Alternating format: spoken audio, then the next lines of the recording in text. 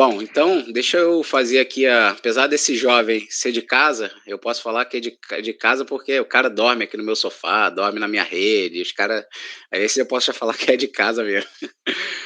Mas, pô, o Ricardo é um cara é um fenômeno, assim, posso falar, porque já conheço o Ricardo há algum tempo, trabalhei com o Ricardo lá na época da Globo, ele atendia a Globo lá pela Organize e depois Accenture, e aí quando eu acabei lá, encerrei meu ciclo na Globo, eu vim para a Cap, ele estava nesse momento também de transição com outra empresa e eu peguei o cara no pulo, eu falei, não, vou tentar te levar lá, né, para a Cap também, que a gente vai formar um timaço lá. E deu certo, né, hoje o Ricardo está aqui comigo, trabalhando no time, ele é um líder técnico, é um cara que manja muito de ServiceNow, apesar da pouca idade, é um cara que sabe demais, né? A gente pega pessoas, às vezes, com um pouco mais de idade aí, que não tem o conhecimento que ele tem. E eu fico feliz de ter participado aí desde a época lá, porque mesmo na época que eu era cliente e tinha alocado comigo pessoas de consultoria, no caso o Lucas, o que era no Volax, o Ricardo, que era Accenture e vários outros, eu sempre tive essa ideia, agora Celso tá na área aí também, eu sempre tive essa ideia de desenvolver a galera, né, porque assim, eu entendo que compartilhar conhecimento não é problema, né? Então, o que acontecia lá atrás é que às vezes a gente pegava um cara, e que aconteceu até com um cara que estava antes do Ricardo, que é o Vini, que a gente pegou o cara e, pô, tipo, ensinou o cara assim, né? Treinou o cara evoluiu, claro, tem o mérito dele, é fato, não é só nosso. Mas assim, aí quando o cara tava bom demais, a consultoria via e tirava o cara. Agora ele tem que crescer a carreira dele, tem que ir para outro projeto. Lá naquela época eu reclamava disso, hoje eu vejo que realmente isso é necessário, né? Às vezes você está ali dentro de um projeto, que o projeto não paga, para ter aquele nível de senioridade, e eu não estou falando isso lá na época da Globo, né? Não é, estou falando o que a gente vive hoje, e aí o cara cresce tanto e cresce tão rápido que você tem que, né, tirar o cara dali e botar ele num desafio acima. E aí, às vezes, aquele projeto não comporta esse desafio. Mas voltando a falar dele, eu tenho assim, uma satisfação, porque eu sei que eu contribuí. Claro que o mérito é muito maior dele do que meu, mas eu sei que eu contribuí aí com o crescimento dele e continuo contribuindo e olhando pela carreira dele, e sei que ele ainda vai muito mais longe, né? Esse cara, pelo que ele já apresentou até aqui, eu sei que ele ainda vai crescer pra caramba. E é isso, né? Então, depois dessas palavras aí, é contigo. Mostra aí. O que Boa você noite, vê? pessoal. Nossa, Um conheço o minutinho, já vou Eric aí iniciar já a faz gravação 2 aqui. anos agora, né? Bastante tempo. Beleza. Só ia agradecer a oportunidade e a gente já pode começar. Quando você estiver gravando, você me Eu acho que já avisa. tá, hein, Eu vou Jorge? O compartilhar Alex Já minha estão? linha Então aqui. beleza. O Alex conseguiu? conseguiu entrar aí. Então beleza. Eu só Então vou beleza. fechar minha câmera, beleza? Algum problema? Não tem não, mas Quando tiver seria pronto. legal ficar aberta. Mas se tiver internet rateando aí, vai na câmera fechar. Então eu vou deixar aberta. Se ficar muito ruim a ligação, vocês me avisam. Eu vou compartilhar a tela inteira. Vamos lá. Quando vocês estiverem vendo, vocês podem me avisar. Já veio aqui. Tá. Então vamos começar. Bom, meu nome é Ricardo, como o Eric comentou. A gente vai falar sobre as boas práticas com scripts dentro da plataforma do ServiceNow, tá bom? O que a gente vai falar aqui, rapidamente, a gente vai falar um pouco sobre mim, que o Eric já comentou, mas vou falar mais um pouco.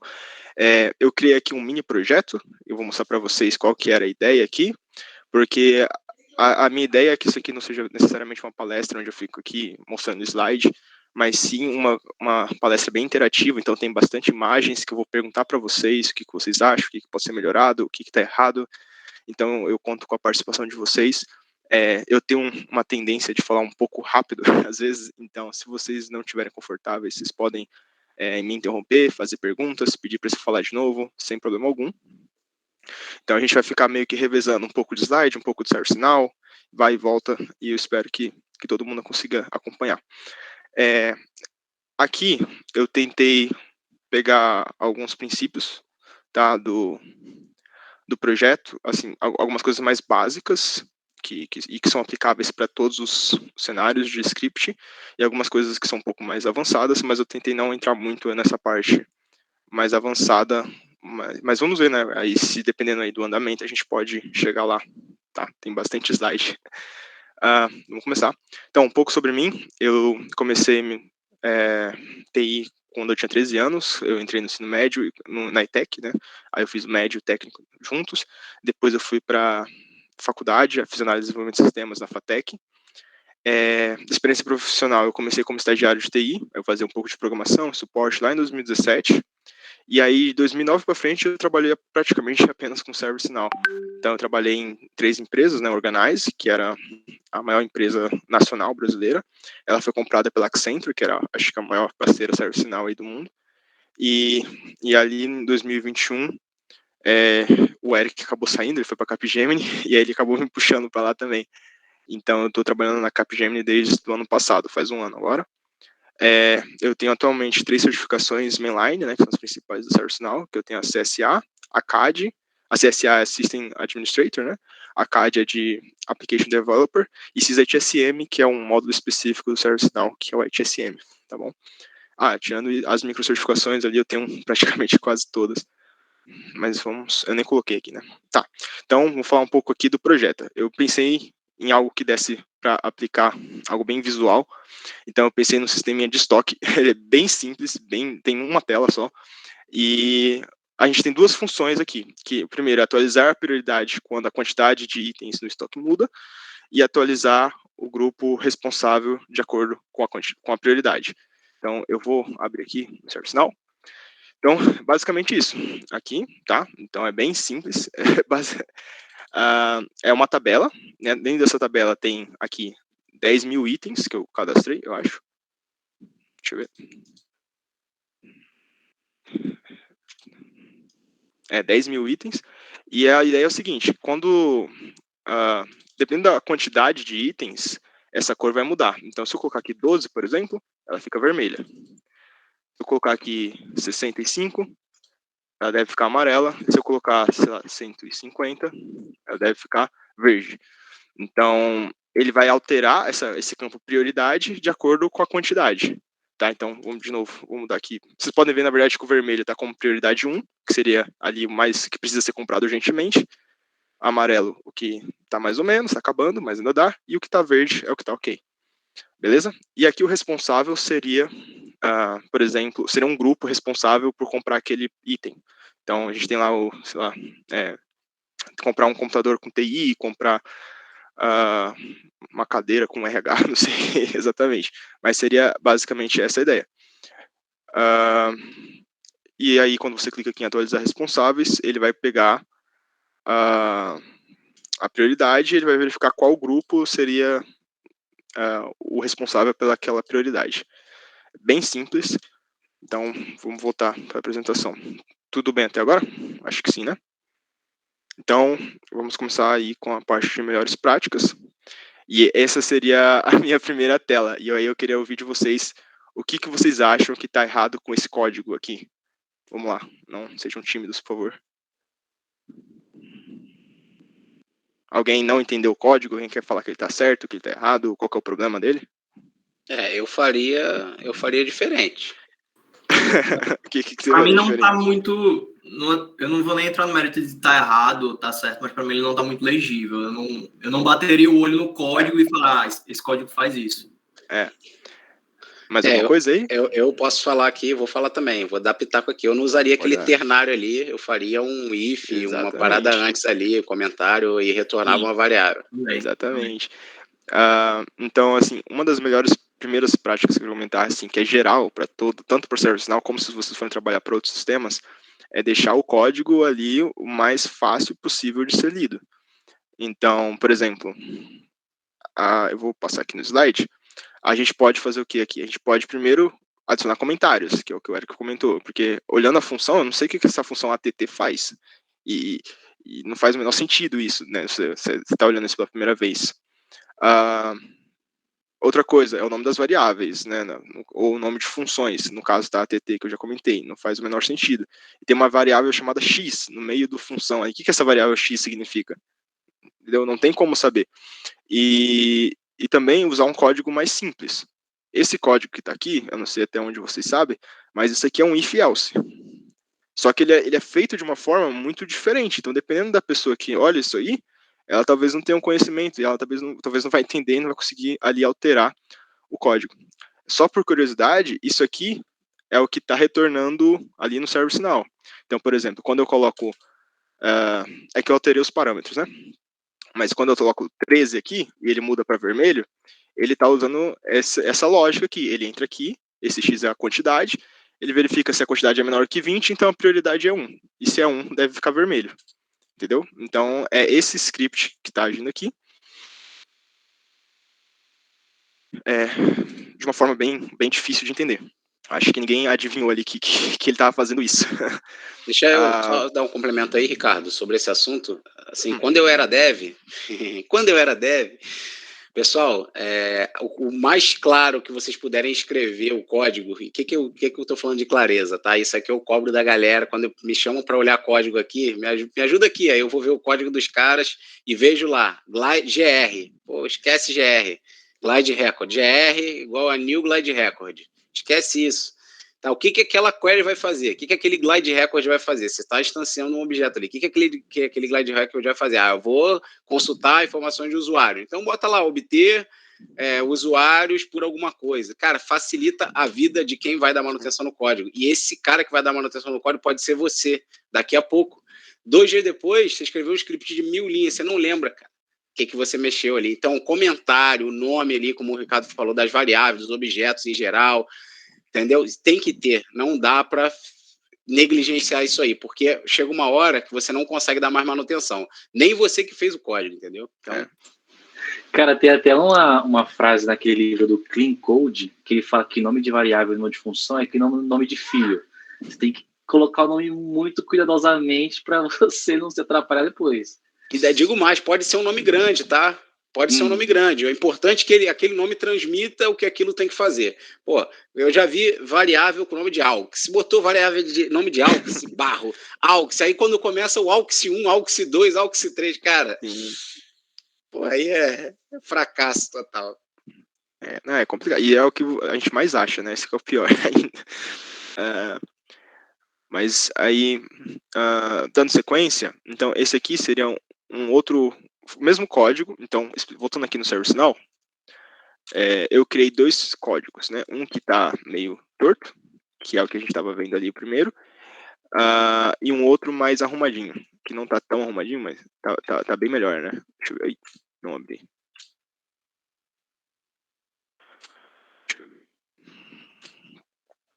Que é o V1 e o V2. Deixa eu abrir os dois aí. E aí, qual que era a ideia? Eu ia fazendo um código errado aqui, que eu consideraria que não está aplicando as melhores práticas. Ele funciona, mas não está aplicando as melhores práticas. E um outro código que está mais organizado. Então, voltando para a apresentação, esse aqui seria uma versão de um código mais fácil de ler. Então, primeiro, você olha para o nome da função, você já vê que ela está atualizando uma prioridade. Ou, na verdade... depois que eu tirei o print, eu percebi, talvez get prioridade também seria um bom nome, né? Porque o get você está retornando um valor. Então, normalmente a gente usa esse tipo de nome em inglês também, se você está codificando em inglês. O parâmetro, ele não é mais um x, né? É uma quantidade. Então, você sabe o que tem dentro dessa variável, uma quantidade. E aí, se você quiser ainda detalhar mais, você pode colocar a quantidade de itens, quantidade de itens e por aí vai. E aquele if else mais confuso, que era esse aqui, ele vai ficar de uma forma bem mais fácil de ser entendido e mais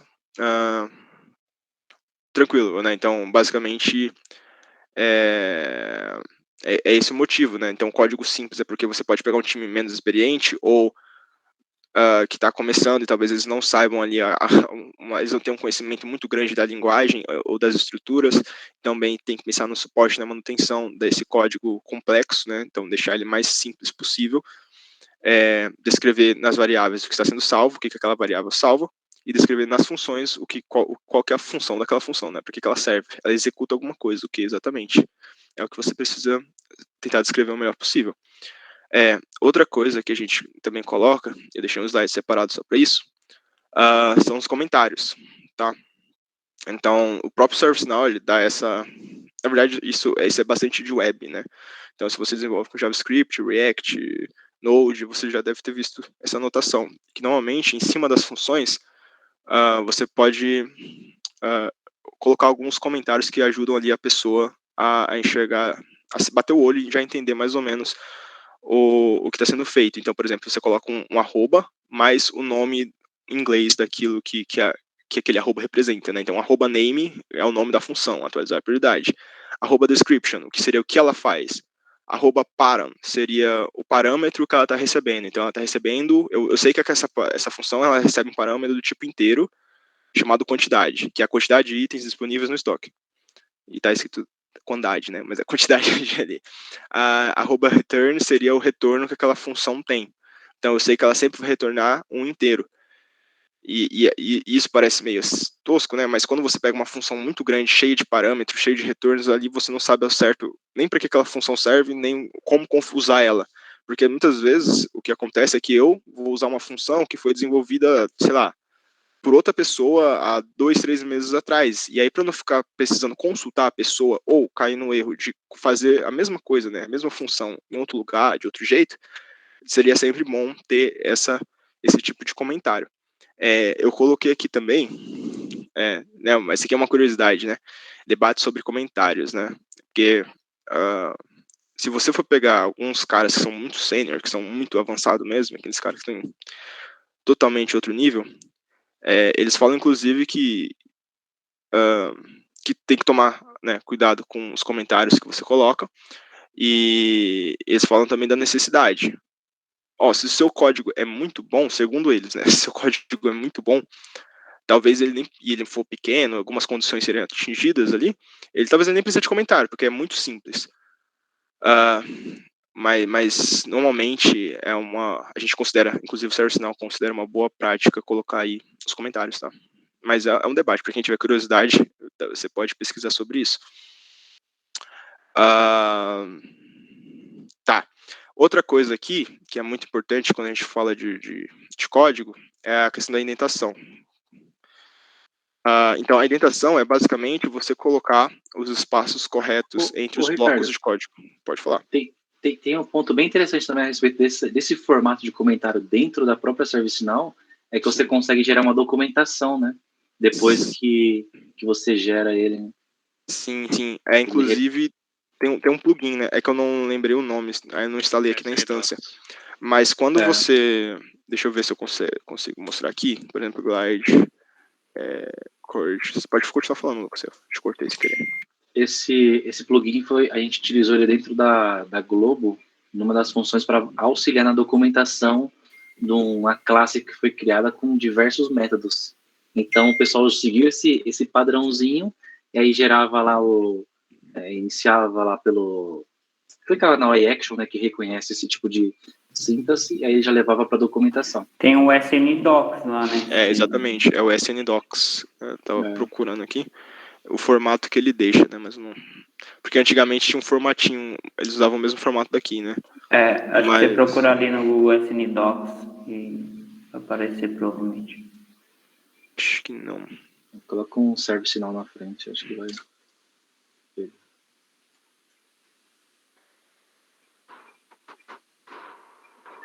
Acho que é nesse primeiro ali, né? Developer. Imagem, não, de baixo. Aqui, ó. Então ele faz isso aqui. Uhum.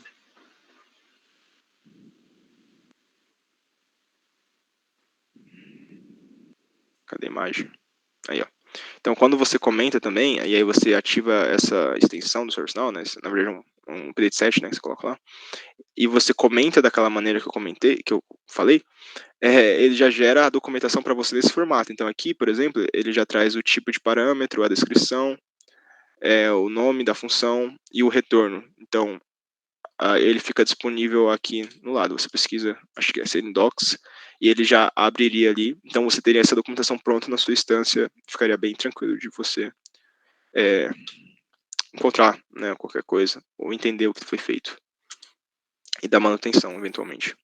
Ricardo, outra coisa também interessante, para quem não conhece as funções ali, if, for, essas coisas, tem como tu, se tiver no script include, se tu colocar vargr e clicar tab, ele já auto-preenche para ti um formatinho padrãozinho já. Sim. Ou então info, message também. Então, é que aí entra nas APIs, né? Então, por exemplo, se você se você colocar aqui uma variável do ServiceNow e colocar um ponto, ele já traz aqui, né? É isso que você está falando, né? Uma série de opções aqui. Que Não, talvez seria você não- vargr mesmo. Vargr aperta tab. Não, Então, no escreve GR var. também, né? Então no GR ele já traz aqui uma série de métodos. Não, é um atalho que tem, que nem naqueles, naqueles snippets do VS Code. São Também as tem da macros. ServiceNow. Você consegue Só- até criar, você consegue personalizar, né? Não só pro Glide São também. macros da ServiceNow. Isso. Legal. Isso eu não sabia, mas legal. Se vocês quiserem mostrar depois, fica à vontade.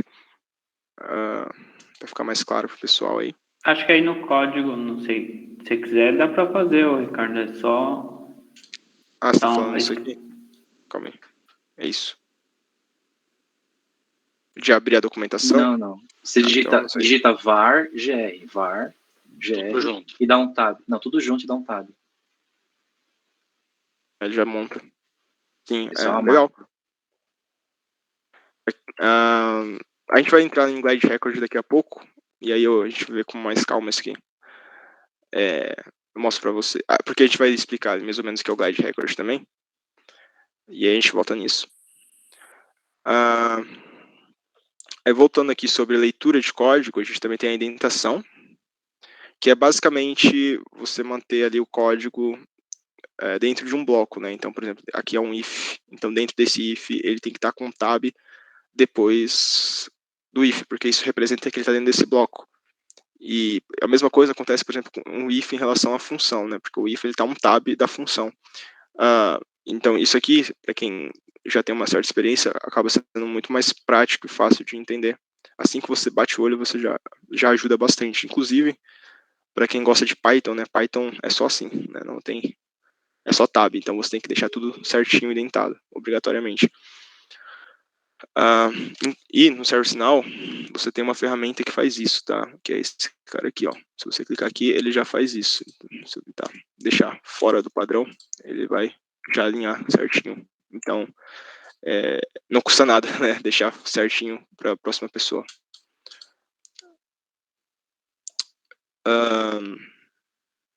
Tá. E aí, eu ia perguntar aqui para vocês qual código vocês aqui acham melhor, assim, se vocês veem diferença entre eles e qual código vocês considerariam melhor. E aí eu preciso da opinião de vocês do porquê. Não. Eu sei, mas não vou falar, hein? Que aí também Do lado direito, né? Eu não sei. Fica quieto. Quem falou aí? Leandro, Fala aí, Leandro. Por que do lado direito? Fala aí. Vamos ver. porque todas as vezes que for necessário pegar esse valor, 20, 50, você já tem um lugar certo, você já puxa, né, dentro desse objeto e função aqui. Você não precisa digitar 20, 50 toda vez que precisa desses valores. Já Eu iria nessa linha aí também. Não, corretíssimo. O hardcode é o seguinte, é você colocar, às vezes, configurações, ou, na verdade, informações direto no código, né? E isso, na verdade, normalmente não é bom, porque imagina que chega uma decisão do cliente que ele fala assim, agora a quantidade de 20 não é mais crítico, o crítico é quando for 25. E aí você vai ter que ir lá no código procurar onde que está isso para mudar para o 25. Aqui, né? Seria aqui. Aqui está definindo a prioridade. Quando for menor que 20, retorna 1. Então, e aí imagina que tem talvez vários scripts que tem essa quantidade aqui, que usa esse valor. Então você vai ter que ir script por script, função por função, procurar para mudar, depois testar tudo para ver se não falta nada. Então, o ServiceNow ele possibilita a gente trabalhar com properties, né? Que são propriedades de sistema. Então, eu vou mostrar aqui. Você irá mostrar como é que cria esses properties? Sim, vou mostrar. Inclusive, vou mostrar funcionando aqui a ideia, né? Vamos ver se funciona. System Properties. É que eu vou direto pela tabela, né? Então, você tem a tabela de Properties aqui. E aí você pode cadastrar propriedades. Então, por exemplo, eu deixei esse cara aqui, eu criei uma propriedade chamada item baixo e item crítico. Então, se eu abrir aqui elas, vai ter até uma descriçãozinha aqui que você pode colocar. Então, você vem nessa tabela de propriedades, você coloca uma descrição, número de itens necessário para item entrar em alerta crítica. 25 itens, né? Menor que 26 já seria crítico. E é também o item baixo, que seria o número de itens necessários para entrar em alerta, normal. Tá como 75 agora. E o legal disso é o seguinte, porque você também pode configurar depois o ServiceNow para que essa configuração seja editável, às vezes, pelo próprio cliente ou pela própria pessoa que está ali responsável pela aplicação. Então, por exemplo, eu criei um módulo, aqui tá dentro do módulo chamado Script SN. E aqui ele chama propriedades. E aí você mesmo pode criar a sua telinha de propriedades aqui. Então, em vez de você ir lá no código e fazer isso, você pode disponibilizar esse módulo aqui, esse menu, para o gestor, para o diretor, quem quer que seja o responsável, para ele vir aqui e mudar. Então, agora o número não vai ser mais 15, vai ser 16. Então, eu vou salvar aqui. Na teoria, se eu colocar aqui está 13, se eu colocar aqui 18, ele já vai ficar amarelo. Se eu colocar menos 16, ele já vai ficar vermelho. E com isso, então, eu não precisei alterar o código já é configurável por si só, e eu altero uma propriedade que é bem mais simples de dar manutenção, e também, né, tem toda a questão do conhecimento técnico, você não precisa ter, é só ir em um local e alterar. Então, isso é bem legal. Do ServiceNow, né, que você pode fazer. Então, assim, quando possível, não usem valores fixos, né? Usem sempre propriedades. E aí, o que esse código aqui está fazendo é basicamente isso. Ele é esse glide system, né? Um objeto das próprias ServiceNow, que ele busca uma propriedade. Então, aqui ele busca uma propriedade chamada item crítico, que tem o valor que o usuário digitou lá, naquela telinha. No caso, 16 agora. Então, se a quantidade for menor que 16, retorna a prioridade 1. Tranquilo? Até agora? Estou indo muito rápido? Tranquilo. Cara, estão até respondendo aí, cara. Tá rápido não. Tá tranquilo. Vou falar um pouco de performance, então. Tem algumas APIs, alguns métodos, algumas classes do ServiceNow que a gente trabalha diariamente, né, com o Glide Record, Glide Ajax, Glide Carry, Glide Aggregate. E a gente sempre tem que usar, né, os métodos da melhor maneira e as classes corretas, dependendo daquilo que você quer fazer. Então eu coloquei essas duas em vermelho porque é onde eu ia focar mais hoje, que é o Glide Record e o Glide Aggregate. Um ponto de atenção, assim, curiosidade, é que o Glide Query, né, que é esse terceiro aqui, ele seria, digamos, a nova versão do Glide Record, né, seria que o ServiceNow hoje em dia está recomendando usar, seria meio que o substituto dele. Mas eu não vou entrar nisso, porque acho que seria um tema à parte, só ele, né, daria para ficar muito tempo falando sobre ele. E também tem o Glide Ajax, que como o próprio nome diz, é Ajax, né? Ajax. Então, tipo, quem trabalha com desenvolvimento web sabe que ele é usado para fazer consultas no servidor. Então, você tem um client script que faz uma consulta num server script, né? Então, mas a gente não vai falar muito sobre isso. Já falei demais. Deixa eu falar. Então, vamos lá. Glide Record. Então, ele é uma maneira que a ServiceNow tem de interagir com o banco de dados do ServiceNow a partir de um script. Essa é a definição que vocês podem, inclusive, ver na documentação do próprio Glide Record. Eu copiei de lá. Então, mas basicamente o que você tem aqui é um objeto, né, que você declara um objeto, e você passa ali qual tabela você está copiando. Você está enxergando. Você está querendo acessar. E aí você passa, por exemplo, você pode passar condições através desse add carry, aí você passa o campo, o operador e o valor, você pode executar a condição aqui, executar a consulta, e você pode retornar ali, trabalhar com os objetos que foram retornados do banco de dados, ok? Eu não sei se isso é surpresa para alguém, ou se é novidade, ou se já é tranquilo para todo mundo. Se precisar falar mais sobre isso, pode ficar tranquilo. Vocês podem levantar a mão e isso que eu explico melhor, tá? Nada demais. Eu peguei aqui até um exemplo, né? Deixa eu copiar esse código aqui. Porque eu peguei um código aqui de exemplo só para vocês, acho que fixar melhor, né? Para quem não conhece. Eu não sabia exatamente quem estaria vindo. Então, o que esse Glide Record está fazendo? Ele está iniciando um método, uma classe, né, do Glide Record para a tabela que eu criei, que é essa tabela aqui de itens de estoque. para quantidade, e ele faz um filtro aqui, eu quero quantidade for 152. Então, ele vai fazer seria basicamente um select from isso aqui, where, quantidade igual a 152, e aí você executa essa condição, e ele vai trazer aqui uma lista de registros. E aí eu vou printar o nome dele. Deixa eu ver se tem algum. Tem. O item 20 e o item 18. Então, se eu ver aqui, o item 20, 152, o item 18, 152. Então, é uma forma que a gente, é basicamente um select from where, interação com o banco de dados que a gente usa. Acho que se eu continuando aqui. E aí eu tenho uma pergunta para vocês aí, de novo. Eu tenho aqui esse atualizar responsável. Eu acho que eu não mostrei para vocês. Eu mostrei. Então, quando ele clica nesse atualizar responsáveis, ele buga. Mentira. Ele atualiza a quantidade. Então, basicamente é o seguinte: a quantidade, ela atualiza essa prioridade, correto? E essa prioridade, dependendo da prioridade, ele vai ter um grupo específico. Então, o que esse atualizar responsáveis faz é isso. Ele pega, qual que é a prioridade 3 aqui? Qual que é o grupo que a gente vai enviar para a prioridade 3? Esse grupo aqui, itens altos, então a gente coloca ele. Se for prioridade 1, vamos colocar o grupo responsável como itens críticos. Tem um grupo chamado com esse nome, com pessoas que trabalham só com isso. E por aí vai, tá bom?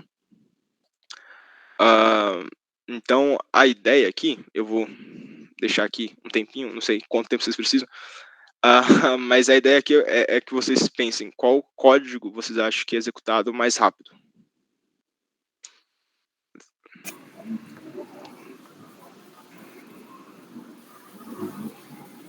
Eu já sei também, mas não vou falar. Só por conta de uma linha que você colocou ali. Sério? Vamos ver se é isso mesmo. Rapaz. Tem uma outra ali, uma segunda linha que já me deu um outro indicativo. Duas linhas que podem evitar o caos. A primeira evita o caos. Vamos lá, pessoal. Vocês podem comentar, vocês não precisam ficar calados, não. Se não souber também, pode falar, não entendi nada. Se você entendeu, pode falar também. Qualquer comentário que vocês quiserem. Ô, Ricardo. Tem uma mensagem ali, ó. Stop sharing ou hide. Clica ali no hide. Só pra... o cara, mano. Pensei que o cara ia mandar um comentário sobre o código. Vou deixar a galera estressar aí, né? Que pese que esses códigos não estão seguindo boas práticas, hein? Exatamente, mas a gente vai falar isso depois. Calma, rapaz. O cara é muita pressão. Só performance por enquanto. Eu acho que o melhor é o da direita, né? Da direita? Por que você acha que é melhor? Porque na esquerda eu tô vendo que tem várias, como é que eu posso dizer assim, não é uma função, né, mas tá sendo repetitivo, né? Só tá mudando o número da prioridade. Mas qual é executado mais rápido, né? Qual é mais bonito? Qual é executado mais rápido? Tem muitas consultas, né? O da direita só tem uma consulta. Só tem um objeto de acesso ao banco de dados. Vou passar. Essa foi pegadinha do malandro, hein? Essa aqui foi muita pegadinha. Vai lá. Esse segundo código aqui, atualizar responsável, ele demorou 16 segundos para ser executado. Esse aqui, executando a mesma função, a mesma coisa, demorou 0,3 segundos. Alguém faz um palpite do porquê? Alguém tem alguma ideia? Sugestões? Por causa do Trace Records. O quê? Não, calma aí. Esse aqui foi mais rápido, tá? Esse aqui foi 0,3 segundos. Esse aqui foi... Eu quero ver o bit... Eu quero ver o bit teste, cara. Vai ver que você executou primeiro. Eu tirei o print do Explorer para explicar o porquê. Eu posso falar por quê? Posso dar meu chute? É o while que fica ali no loop ali? Talvez por causa o set workflow false. Set workflow false é uma parada que eu já vi salvar a vida de um monte de gente. E já vi trazer problema também. Tá? Então ali, quando você bota o set workflow false, ele vai fazer só aquilo. Né? Então, por exemplo, se você tem uma BR lá na frente que mudou um status, ela vai ser executada, ela não é executada com set workflow false. O outro é o update multiple, que pode ser também ali que ele vai atualizar vários registros ao mesmo tempo. Eu iria nessa linha aí, mas fala aí. Eu digo para você que é por conta do filtro que ele colocou em cada glide record e também depois do update múltiplo. Fala aí, Liro. que você... Então, Mais Eu alguém? tenho, Mais eu alguém? tenho. Peraí, vamos nos Claro, palpites. vamos lá, claro. pessoal, tá? Pô, eu não vi complicado o essa teste pergunta aqui. sendo. Eu não vi o Pergunta- teste sendo feito, mas Eu- É que pela ordem. é que eu mudei o código, né? Depois. Mas eu Não, posso tudo retornar a bem. versão e te enviar. Pra você Mas, ter... A gente mas testa junto, cara. pelas imagens que tá, parece que você executou primeiro essa do da direita Não, eu e zerei todos os depois da campos. esquerda. Não, eu Você zerei zerou todos todos os os campos. campos? Eu zerei e atribuí. Eu zerei os campos, dei o primeiro Entendi. script. Depois Mas zerei faz e executei o sentido. segundo. Mas faz sentido porque no primeiro código, né, da esquerda, você pega um pequeno grupo de registro para poder fazer a atualização. Enquanto no outro você vai estar vendo os 10 mil de uma única vez, passando linha por linha e fazendo update. Exatamente. A diferença aqui é que tem um conceito na programação que é deixa o servidor trabalhar. Entendeu? Então, o servidor, ele tem uma capacidade incrível de trabalho, assim, né, poder físico, né, de processamento, e ele é otimizado para isso, né? Os bancos de dados, as empresas gastam milhões de dólares trabalhando, né, só para otimizar o banco de dados. Então, sempre manda a consulta para o banco de dados e deixa ele se virar lá. É a mesma coisa quando você vai fazer uma consulta. A consulta é sempre feita no lado do servidor. Então, a diferença entre esse código e esse código aqui é que esse código aqui, a primeira coisa que ele faz, ele vai nessa tabela e ele traz do banco de dados todos esses 10 mil registros. E ele passa de registro em registro no while, fazendo um if e atualizando ele. Agora, esse outro código aqui, apesar de ser 3 blocos, não teve nenhuma consulta no banco de dados. Ele não teve que trazer dados do ServiceNow, colocar em uma lista, preparar os objetos, nada. Ele simplesmente vai lá, vai no banco de dados e fala assim, ó, select essa tabela, where prioridade igual a 1, seta o responsável. Só isso. Não tem retorno do banco de dados, ele não vai no banco de dados, volta, atualiza o chamado, entendeu? Porque então tem menos interações de entrada e saída de dados e tudo é processado direto no servidor. Entendeu? E por isso que dá essa diferença toda. A gente está falando de uma tabela de 10 mil registros, né? Então eu tive que criar vários registros para que isso ficasse visível. Talvez se você trabalha com 1000 registros não faça tanto sentido isso. Mas quando você trabalha com sei lá, 100 mil registros, 200 mil, 300 mil registros, sempre executa consulta, carry, tudo direto no banco de dados. Ô, e se Ricardo, você for atualizar, pode falar. eu estou percebendo que na primeira imagem não tem a query, gr.query. Tem, add carry. Ah, não, né? Porque Não, quando o você add tá... query. Tá, mas isso aí é uma pergunta da própria ferramenta, né? Então, o que acontece é o seguinte, se você for lá na documentação do Guide Record, você vai ver que essa função de update múltiplo, né, records, você não precisa dar o carry. Então, porque exatamente esse é o ponto, Lucas. Esse carry aqui, ele traz os dados do banco de dados. Então, você tem 10 mil registros sendo trazidos do banco de dados para a tua aplicação. E é por isso que demora mais, porque você traz esses 10 mil registros, cria objetos com ele e vai atualizando um por um.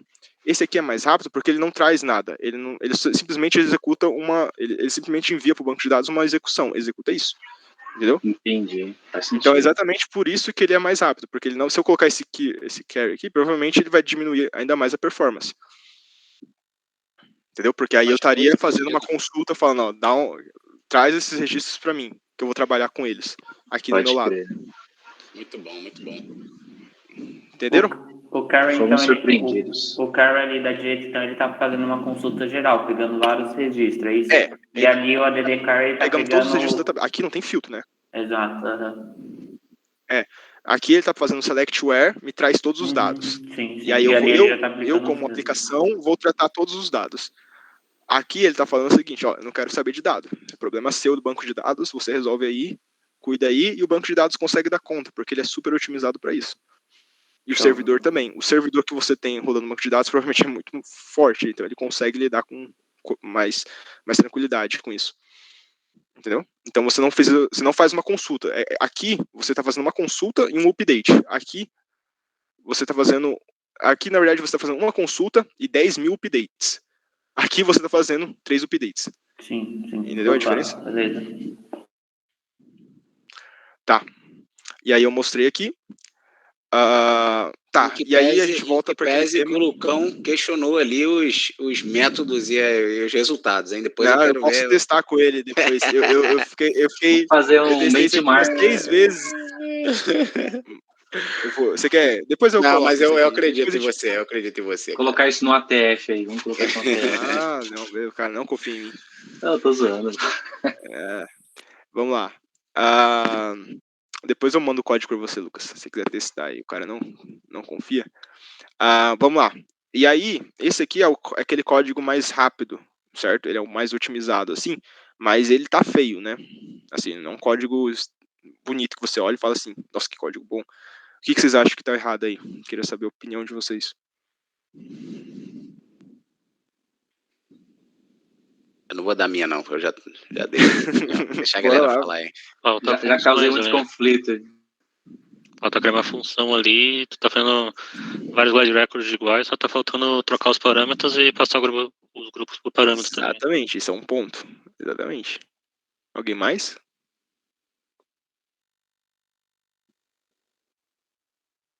E aqueles hard-coded ali que dói os olhos. Exatamente, o hard-coded que a gente comentou, de valor fixo no script, né? E o que mais?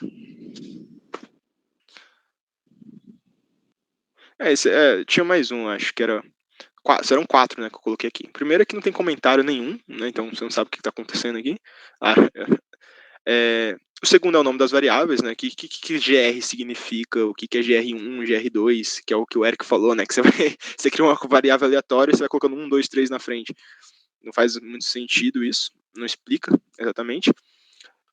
Tem um hardcode aqui, né, que foi também comentado, não sei por quem, desculpa. Rainer.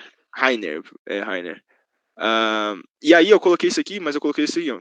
Seguinte, pensa bem, nesse caso específico, faz sentido ter hardcode ou não? Tipo, porque assim, qual que é a chance de um grupo mudar? Né? Assim, você vai colocar dar esse poder pro gestor, dele poder mudar qual que é o grupo crítico, por exemplo, eu não quero que seja mais o itens crítico, eu quero que seja o grupo de RH, suporte São Paulo. Ele pode configurar isso, ou isso vai ser algo que vai ser realmente inalterável? Porque se for inalterável, não teria problema. O que normalmente você faz, você muda os membros do grupo, você não muda o grupo em si. Então, seria assim, algo que você poderia levar para o time de processos, né? Porque além de você se preocupar com a parte do código, você tem que se preocupar com isso, né? Por exemplo, você tem que se preocupar quão configurável o teu código é, né? O quanto você vai ter que alterar ele, porque os projetos vão mudar, os requisitos vão mudar. Então, às vezes, compensa você, quando está montando seu código, você comentar lá com o pessoal de processos, com o teu cliente, e sugerir ali, verificar com ele, né, qual que é o melhor caminho a se seguir mesmo, porque muitas vezes o melhor técnico também acompanha o que é melhor na prática, né, para o cliente.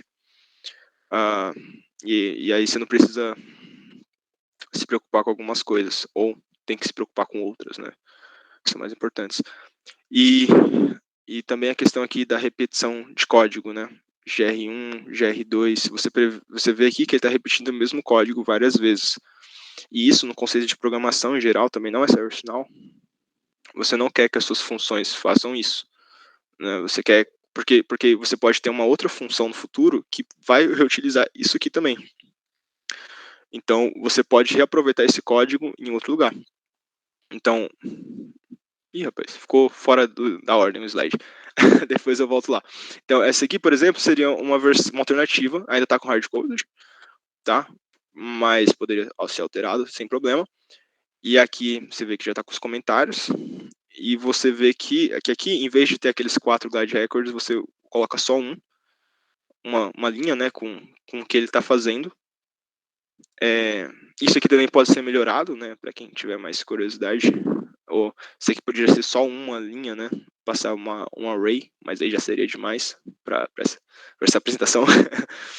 Achei que seria bem mais complexo. Mas basicamente isso, é tentar, aqui não é nem tanto o código que eu estou mostrando, mas é o conceito, né? O conceito de quando você tem um código que está se repetindo muitas vezes, o que compensa é você agrupar ele em uma função e chamar essa função, né? Então você cria parâmetros na função aqui para que ela se torne customizável, né, configurável, e aí esse código só vai executar essa função, e você vai centralizar tudo aqui. Então, fica bem mais coeso, né, o seu código. É a palavra que usam. Ricardo, tem umas perguntas aqui, cara. Acabei esquecendo de olhar aqui, agora que eu vi. Manda. Tem uma do Michael. Em resposta rápida, seria o da esquerda executa e o da direita traz as informações. Eu acho que é na parte da performance aí. É isso? Mais ou menos. O da esquerda executa direto no banco e o da direita traz as informações para depois executar.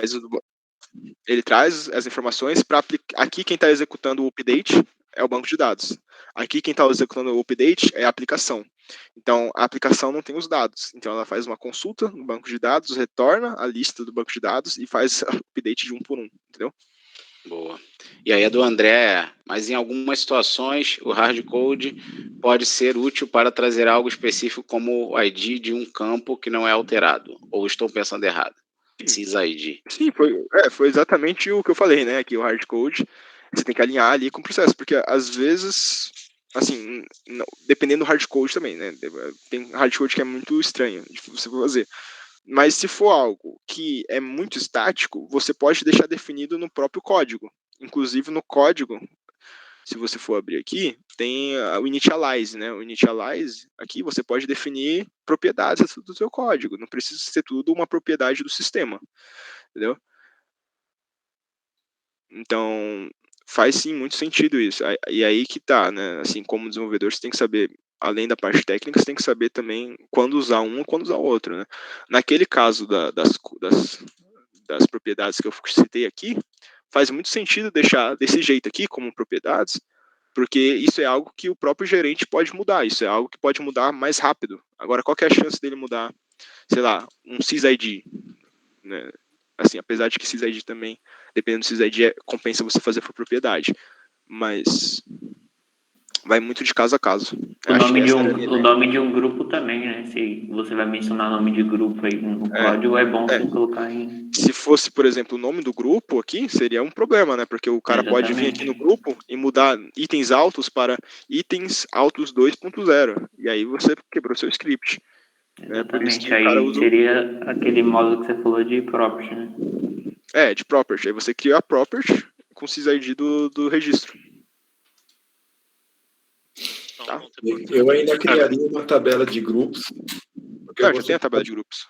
Não, já tem, né? Mas aí você poderia colocar grupos alto, médio, baixo, um alto, médio, um mais ou menos, sei lá.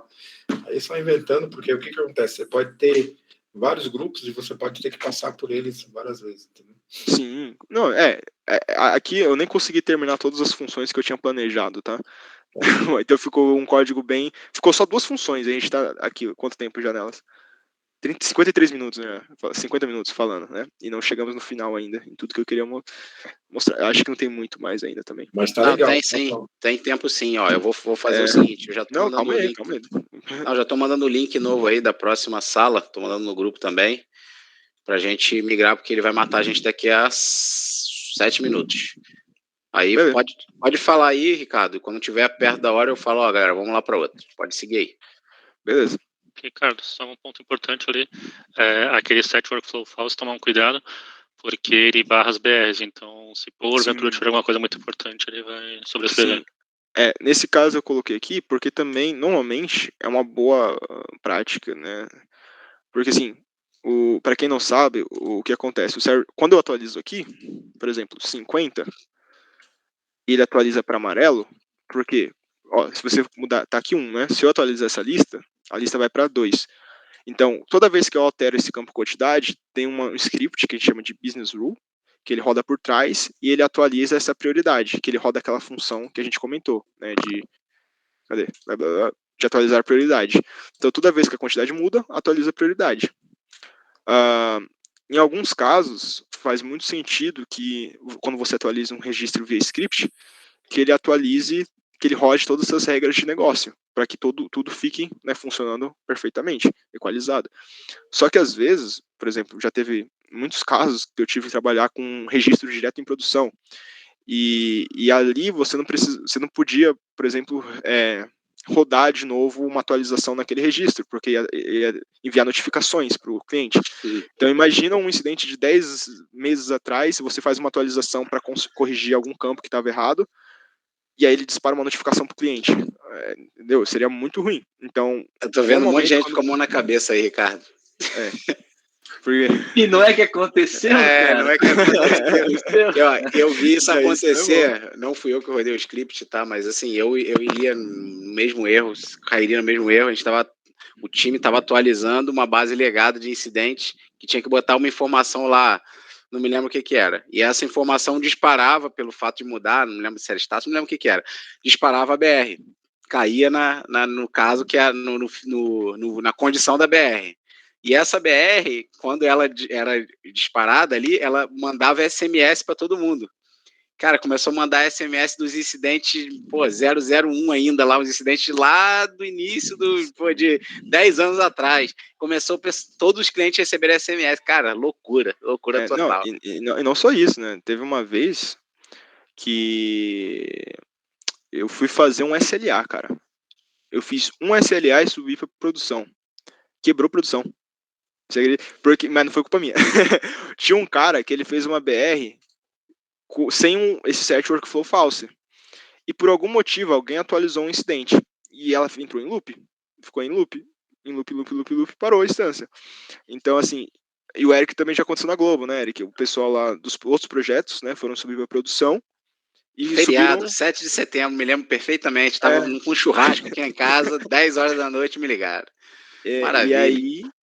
E aí travou a instância. Por quê? Porque você pode aqui formar um loop, né? Porque imagina que esse código, sem um set workflow falso, ele está atualizando o responsável. Só que aí o responsável atualiza a prioridade, a quantidade. E a quantidade atualiza a prioridade, que atualiza o responsável. Então, às vezes, tem 30 regras de negócio na sua tabela, e uma está chamando a outra e você não sabe. Aí você roda um script, pum, quebrou a instância. É impressionante. E acontece, infelizmente, mais frequente do que vocês acham ainda. Acontece sim, acontece muito. Pessoal, vamos migrar para outra sala, para a gente seguir de lá, para não quebrar a gente aqui, cortar a gente no meio do caminho. Beleza. Eu vou indo para lá e vou admitindo a galera. Eu coloquei uns links aqui, Eric, depois pode colocar no grupo, por favor. Pode botar, acho que você tá lá no grupo, né? O link tá no chat aí. Seca.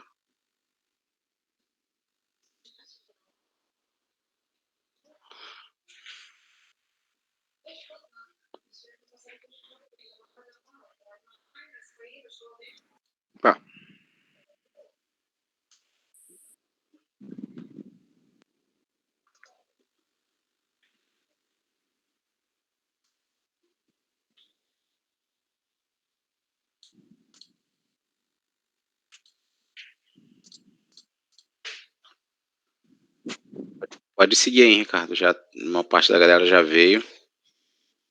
E aí os outros devem vir depois aí. Beleza. Então, vamos continuando aqui. Naquele velho dilema. E nesse caso aqui, quem vai ser mais rápida?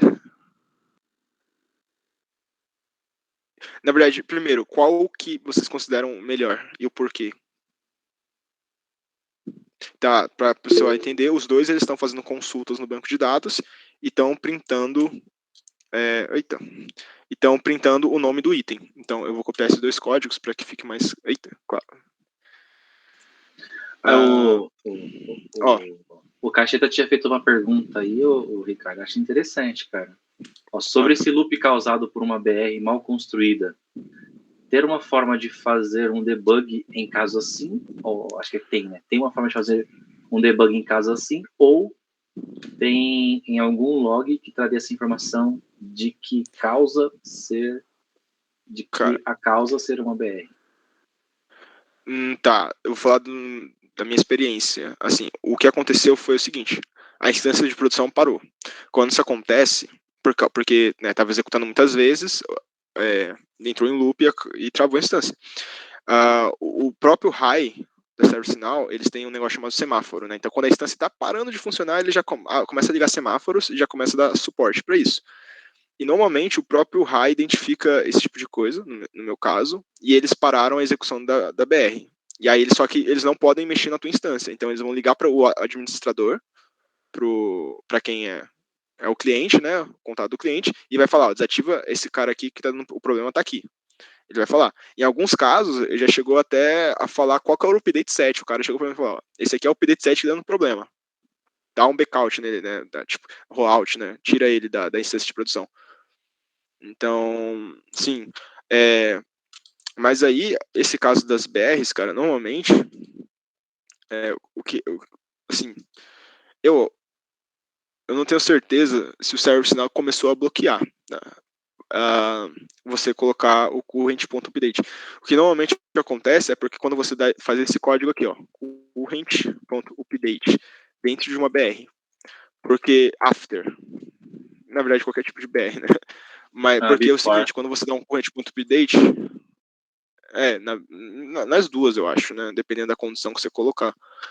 Mas a gente pode testar isso também. O que acontece é o seguinte, esse cara aqui, ele é o objeto atual. Então você está pegando o objeto atual e atualiza. Aí beleza, atualizei. Quais são as regras que os scripts têm que rodar de novo? Esse aqui. Aí ele pega o atual e atualiza de novo. Aí entra aqui de novo, atualiza de novo. E vai entrando nesse loop infinito, né?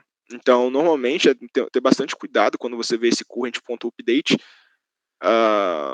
dentro das BRs. Acho que é basicamente isso o que eu normalmente faço. E aí, se alguém tiver outra prática que eles usam normalmente, pode falar. Tem uma tabela também que tu consegue ver quem está roubando muito processamento. Sim. Com certeza vai ser essa BR que está populando muitos dados. Active Node.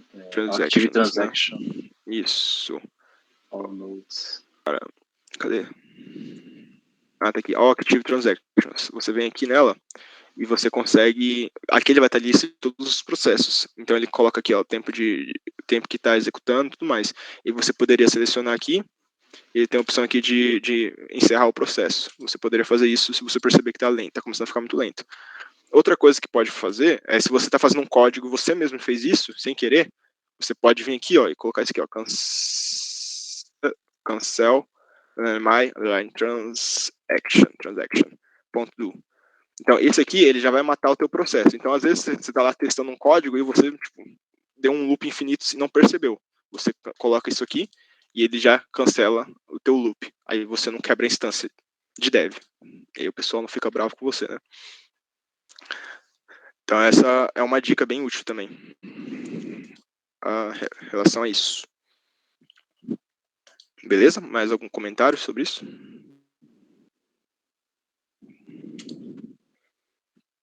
Creio que não. Então vamos seguir. Então, para explicar para vocês, eu vou dar um run aqui.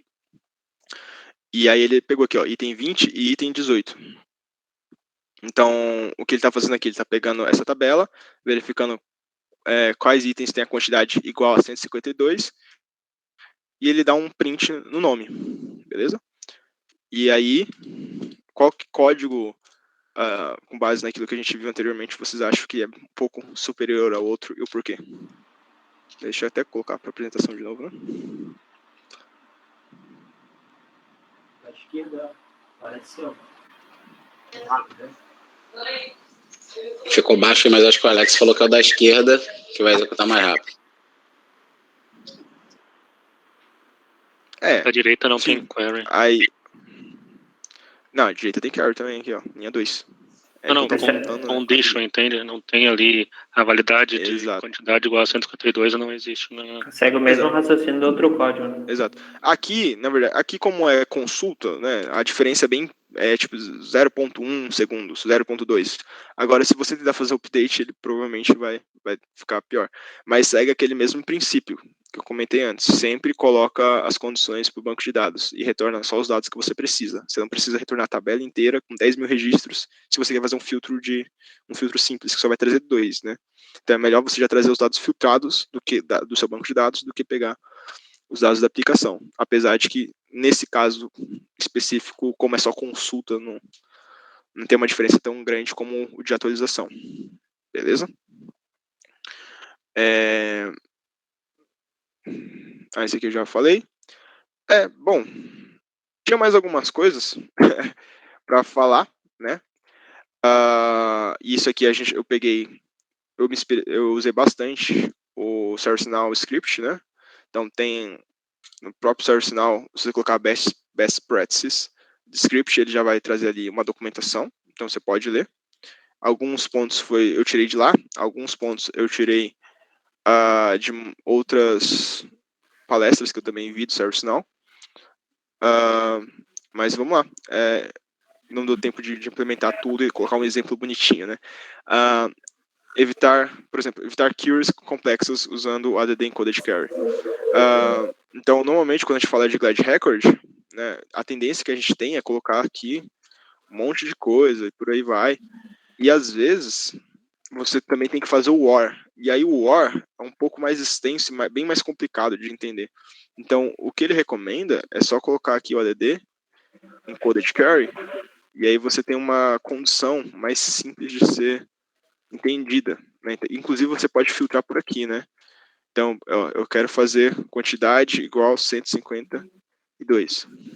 Então, se for uma condição muito complicada, compensa mais você vir por aqui, montar a tua condição aqui, copiar ela e colar usando esse método.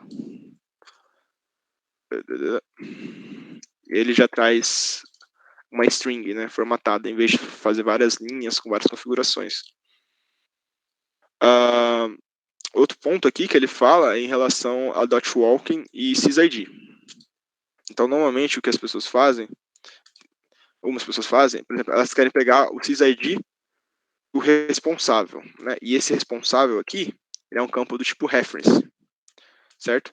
Então, o campo do tipo reference, você pode fazer o .walking, né? Então, por exemplo, vou pegar o responsável e dar um run aqui, você vê que ele traz um objeto, né? Vamos ver aqui.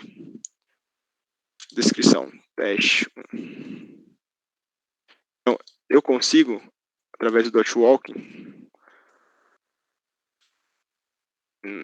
.toString, né? Pegar um campo dessa tabela. Então, o que ele está fazendo aqui? Ele vem nessa tabela de quantidade de itens, ele vai na tabela de grupos, e ele pega, e aqui você vai colocando pontos, e ele vai navegando entre esses itens, né? Que é legal, você pode fazer isso para evitar fazer muitas consultas, apesar de que isso aqui também é uma consulta, né, que ele faz. Mas para o sysid específico, você não precisa fazer. Você pode simplesmente deixar o responsável, e sempre que você estiver tentando usando um Glide Record, compensa bastante você utilizar os métodos que o próprio Glide Record já tem. Então, em vez de pegar o online responsável, pode fazer o quê? O .get value, e aí ele vai te garantir que o valor que está retornando é o correto. É o sysid, ó. Então, você não precisa fazer o underline responsável, .sysid, outro ponto responsável, .sysid. Então, é sempre tentar usar os métodos que o próprio Glide Record já tem. Set value, get value, e por aí vai. Beleza? Sério, sinal começou a barrar quem usa .walk direto. Quem não usa o set value nem o get value começou a ser barrado. Esse eu não sabia, mas é bem um problema antigo, né, que eles falam, né? Porque às vezes você colocar o valor direto, né, não é tão bom, né? Então é melhor que você coloque aqui esse método setValue. Eles têm algumas condições específicas lá que a gente pode ver na doc depois, mas é mais correto, né? Você fazer isso, esse de cima, do que esse de baixo aqui. Os dois estão fazendo a mesma coisa, mas sempre priorize pelo primeiro aqui, set value, e get value quando for pegar o valor. Outra coisa que eles falam também é usar variáveis para guardar retorno das funções. O que acontece é que normalmente eu posso até abrir a docs aqui, que eu acho que vai ficar mais fácil, né? Deixa eu ver aqui. Eu tinha passado no outro chat. Então, aqui está em inglês, mas ele tem algumas coisas do que eu já tinha comentado, outras coisas não tem aqui. E aí você vai achar em APIs específicas, né? Ou em cursos específicos. Mas aqui ele fala.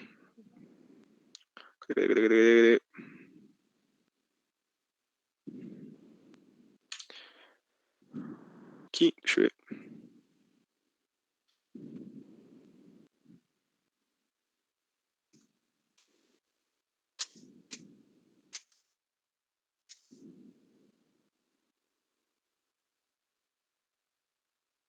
Por exemplo, alguém sabe por que isso aqui não seria uma boa prática?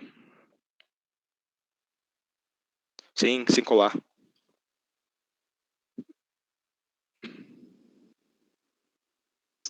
Eu não consegui nem entender o que você está falando, desse código que está selecionado aí? Esse código aqui. Por que você acha que ele colocou aqui que não é uma boa prática? Sem copiar, até tem a resposta aqui, né? Mas... então, aquela história ali, acho que o Heineck falou, do get value, né? Ao invés de você usar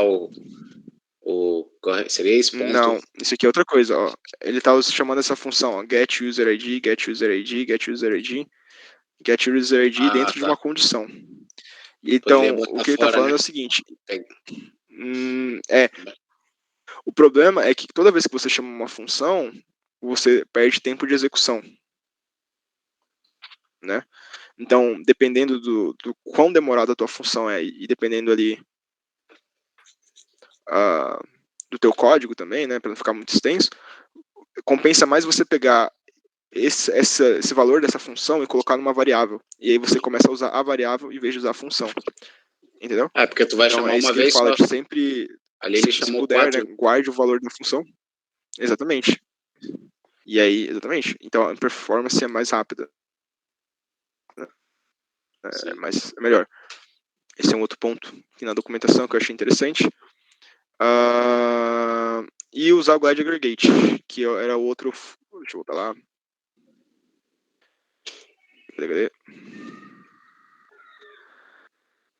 E Glide Aggregate é uma coisa pouco utilizada. Normalmente o cara roda lá o Glide Record, mete um get roll count e segue o baile. Exatamente. E isso não é uma boa prática. Para quem não entendeu o que o Eric falou, né? Dentro dessa classe Glide Record, tem uma função que se chama de r.getRowCount. E ela retorna a quantidade de registros que bateram nessa condição aqui especificada. Entendeu? Então, eu preciso saber quantos registros tem essa quantidade aqui, 152. Eu posso fazer desse jeito, fazer uma query, e depois usar o getRowCount, ou usar o método apropriado, que a própria inserção recomenda, que é o Glide Aggregate. E aí, eu não tenho um exemplo aqui, porque acabou os slides.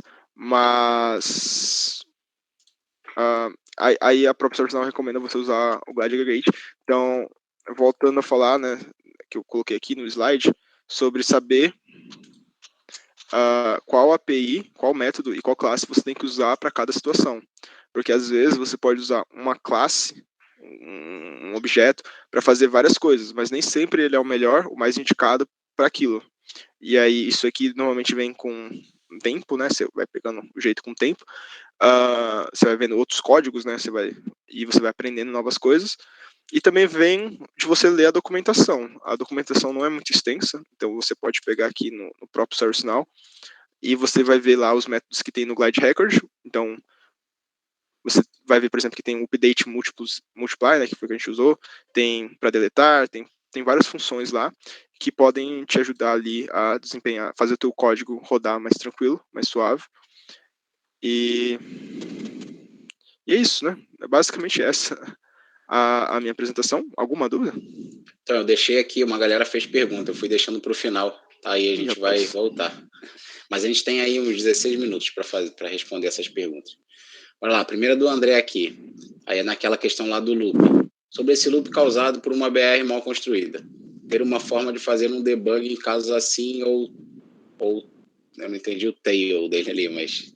ou ter, deve ser ter, ou ter em algum log que traria essa informação da causa ser uma BR. Ou Essa tem. foi respondida já, Eric. Ah, tá aqui, já mandou? O Ricardo Você respondeu tinha na feito? hora? Não ouvi, perdão, pessoal. Próximo aqui, Lucas. Existe algum problema usar em um mesmo Glide Record um ADD Query e um ADD Encoded Query? O sistema entende só um deles ou vai agregando as queries? Vai responder essa aí, cara. Até onde eu sei, ele entende os dois, tá? A gente pode até testar aqui, mas ele entende os dois. Entende sim. Tem sim. Você tá falando alguma coisa? Eu acho que só para falar para a galera o que é o Edge Encoded Query aí, que é um outro método, né? Eu acho que vale falar com a galera. Eu acho que eu expliquei aqui, né? Então, você tem aqui o Glide Record, você tem esse ADD aqui, que você coloca o campo, o underline quantidade, e que você coloca um valor. Então, ele funciona nessa, na verdade, seria ADD Encoded Query, né? Uhum. Você tem aqui campo, operador, e você tem o valor. Então, eu quero filtrar só quantidades menores do que 152. Então, eu posso fazer isso aqui, campo quantidade, operador menor, e o valor 152. Eu quero que seja igual. Bom, igual eu posso fazer ou isso aqui, que aí ele já vai buscar o igual, ou eu posso simplesmente não passar esses terceiro parâmetro, que ele já entende como igual. Então, tem esse é o ADD Query. Mas também tem essa outra função, que é bem útil, que ele simplifica mais, porque ele deixa tudo isso aqui em uma string. Então, em vez de dividir em 3 parâmetros, ele já deixa tudo em uma string, e também é mais fácil, porque você pode vir aqui e copiar daqui mesmo. Você faz a sua função aqui, a sua condição aqui, na tabela, copia ela, joga aqui, vai funcionar. Entendeu? Então, tem esses dois métodos.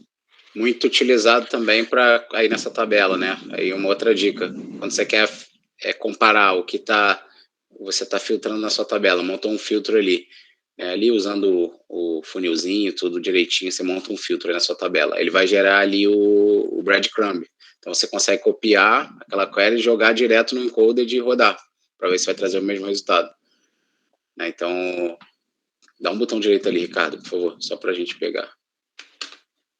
Ali no wall. Só pega direto, não no wall ali, ó. Mas aqui não tem carry, né? Mas você já dava ali, acho que apareceu ali pra você copiar. Mas aí beleza, dá aí um botão direito, tá lá.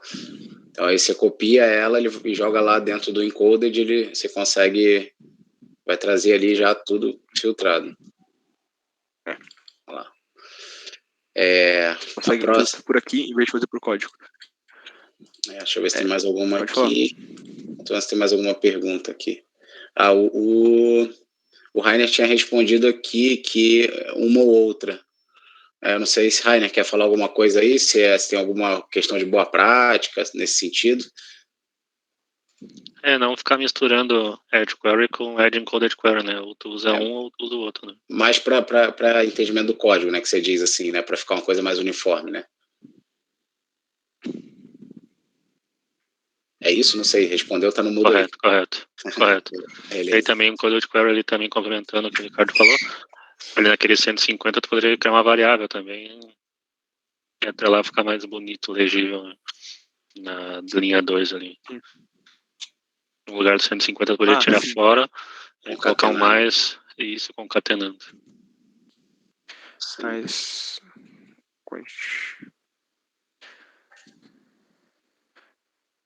Esse aqui é uma variável fora aqui. Cara, eu acho que não tem mais perguntas aqui. Pessoal, alguém quer fazer mais alguma coisa aí, alguma pergunta? O tema é maneiro, assim. É muito interessante. Para quem é dev, é sucesso isso aí. Dá pra gente ficar aqui a noite inteira batendo papo. Até amanhã sobre esse assunto aí. Só um comentário aí, que eu não abordei sobre duas APIs, né? Aí, eu não sei se vocês preferem falar agora rapidinho ou eu deixo a docs aqui e vocês leem, assim, eu não sei. Fala aí rapidinho, tem 10 minutos ainda. Só dá um overview. Tava no plano. Vamos lá. Esse Glide Query aqui, ele seria a substituição do que o ServiceNow está fazendo do Glide Record, né? Então, a ideia aqui, ó, ele fica bem mais parecido, eu vou passar bem por cima, acho que eu nem vou executar muita coisa, mas ele fica bem parecido com o que a gente usa no banco de dados, né? Para quem já fez um selection no banco de dados, sabe que você usa realmente essas notações aqui, né? Where, select, e por aí vai. Então, para quem tiver curiosidade, dá uma olhada. O ServiceNow está recomendando usar esse aqui no lugar do Glide Record já. Então, eu já consideraria uma boa prática vocês começarem a ver isso. E, bom, basicamente o que ele faz, ele converte esse código aqui para um Glide Record. Ele é como se fosse, ele pega esse código, traduz para um Glide Record, executa o Glide Record e pega o retorno. A diferença aqui principal é a sintaxe, né? Fica mais fácil de entender. E também a questão dos retornos, né? Então, ele tem ali algumas travas de segurança, digamos, a mais. Acho que vocês podem ver isso num curso do Now Learning chamado Script Fundamentals, tá? Ele vai explicar bem legalzinho ali, melhor do que eu, as travas direitinho que ele tem a mais, tá? Então é uma curiosidade. E também tem a questão aqui do Glide Ajax, né? Que para quem não conhece, ele basicamente ele serve para você pegar um dado que está no banco de dados, né, no back-end, e você jogar ele para o front-end. Então, se você tem um portal ou alguma informação aqui nessa tela que você quer que apareça, uma das alternativas é você fazer isso via Glide Record, via Glide Ajax, perdão, e aí você consegue retornar esses valores de lá. E também tem outras coisas também, né? Você pode fazer de outros jeitos, mas o Glide Ajax é o melhor, assim. É basicamente isso que eu ia comentar. Muito bom, cara. Bom, eu já tomei a liberdade de lançar o seu LinkedIn aí no chat, então adicionem esse jovem, inclusive a foto lá é quando ele tinha 13 anos, foto do LinkedIn dele. Quando ele começou a história dele lá como é que ele falou lá, como é que é o nome da escola lá? FAPERJ, FATEC. Foi na FATEC. Aquela foto foi na faculdade, no meu segundo ano na faculdade. Tinha 17 anos. Então tá lá a foto do jovem, adicionem lá. Pode nem barba tinha, mano. Eu tinha, pô. Eu tirava, entendeu? Tá, de novo. Bom, vamos, galera, caminhando pro final aí. Muito bom o Little, eu chamo de Little porque vocês não sabem que esse cara, ele depois de passar um mês lá na Inglaterra, ele agora é cavaleiro lá da rainha.